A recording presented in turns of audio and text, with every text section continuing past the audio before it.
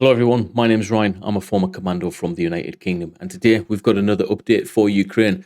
Today's date is the 10th of October. It's a Monday, very early hours in the morning here in the United Kingdom. And yeah, if you're wondering why I'm doing a video at this time in the morning, UK, it's because there's quite a bit of information came out with regards to the Kerch Bridge.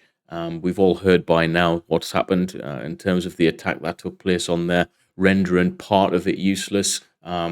So yeah, we're going to get into that today. We've got some pertinent points at the end, so make sure you listen to that, guys. And thanks for being here for another update. What I'm going to do is I've got a number of little bite-sized videos that I want to release in chunks. So don't be surprised if there's going to be lots of information coming out. Just bear with it. The content will be on YouTube, also on Rumble. So make sure you click the link in the description. Follow me on Rumble. It doesn't cost anything for Rumble.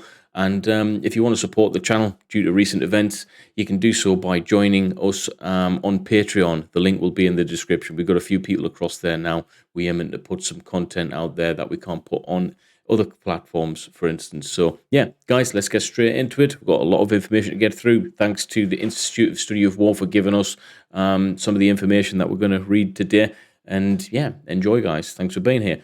So let's get into this map. It's let's get straight into Kerch, the area, Tuz Island. It's a massive area, guys. Okay, so we're gonna stay highlighted on this now. A large-scale explosion damaged the Kerch Strait bridge that links occupied Crimea with Russia on the 8th of this month. Maxar satellite imagery show that the explosion collapsed one lane of the road bridge and damaged the nearby railway track.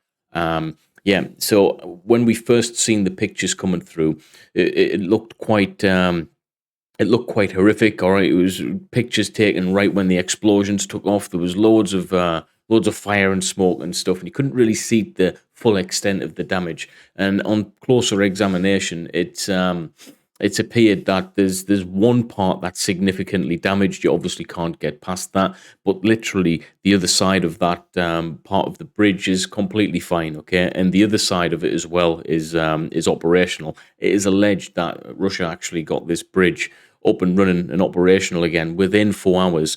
I don't know if that's been confirmed, but that is the rumors on the grapevine, guys. So if that is the case, the attack is significant more politically than it is actually damaging the bridge infrastructure wise and affecting the logistics of the Russian capability. So yeah, there's more to this than meets the eye. I think it's interesting how the information's coming out.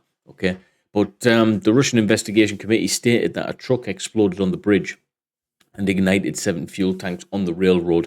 A small fraction of Russian military bloggers speculated that Ukrainian saboteurs used a boat to detonate the bridge from the sea. Through there is no visible evidence for such a conclusion. I have heard of these boats, coming up and then doing the detonation via sea. Whether or not that's true, I don't know, but it's just hearsay at the moment. It makes a little bit of logic sense, being able to, depending on the size of the boats, me being a former commando, understanding, your capabilities at sea, depending on what time of day it was, moving at night might have been a little bit easier to do it. There is a little bit of plausibility to that, especially with regards, they didn't know how it happened initially. So yeah, we could probably...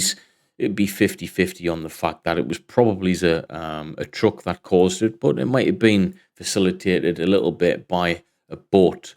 Again, more information is probably going to come out with that in the coming hours and days, guys.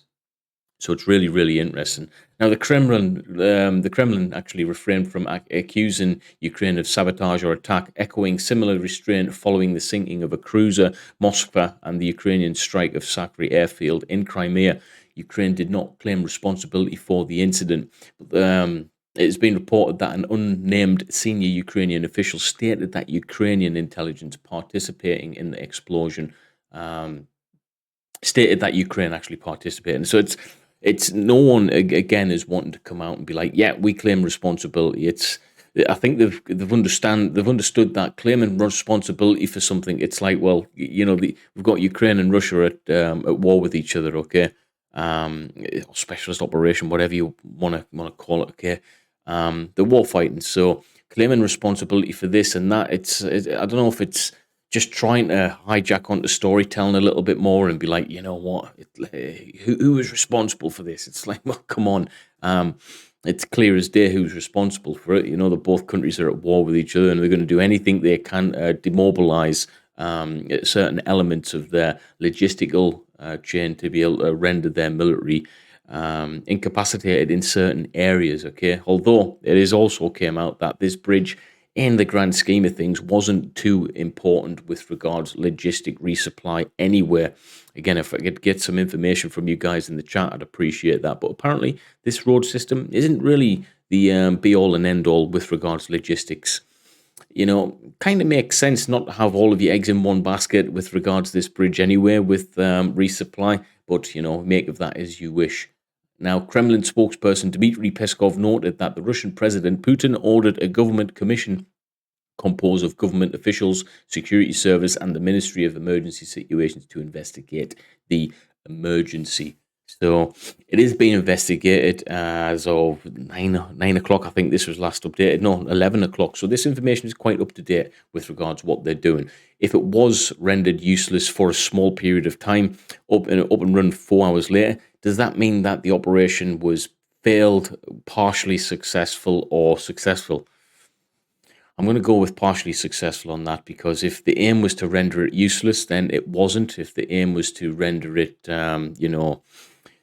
partially useless for whatever reason you would want to cause a little bit of disruption, it did that. But, you know, for 4 hours, apparently it was down. And even then, you could still use certain elements of the lanes there. But nonetheless, I think we're going to see a lot more of these saboteur type attacks in certain areas, because it does have an effect on many things. Okay, and although it might not be the main logistical supply node for Russia, it certainly is going to have elements of that involved in logistic resupply and stuff. So it's more of a message, I would say, than an actual attempt to render something useless. The political message is more than this. It's causing disruption in the Kremlin.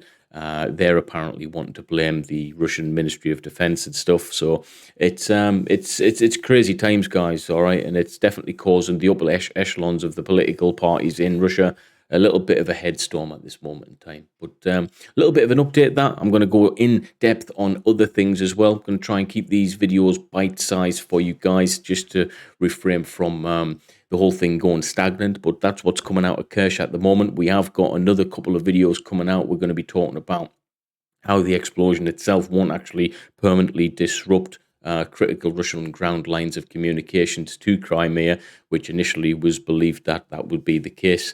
We're going to talk a little bit about the aftermath and its increased friction in Russian logistics for certain elements of their military. Okay, so that's what we're going to probably talk about in the next video, in the bite-sized one. If you prefer these bite-sized videos or the longer ones, let me know, troops, because I aim to upload multiple times a day now. Like I say, we're in business, and we're gonna get this news to you guys one way, shape, or form.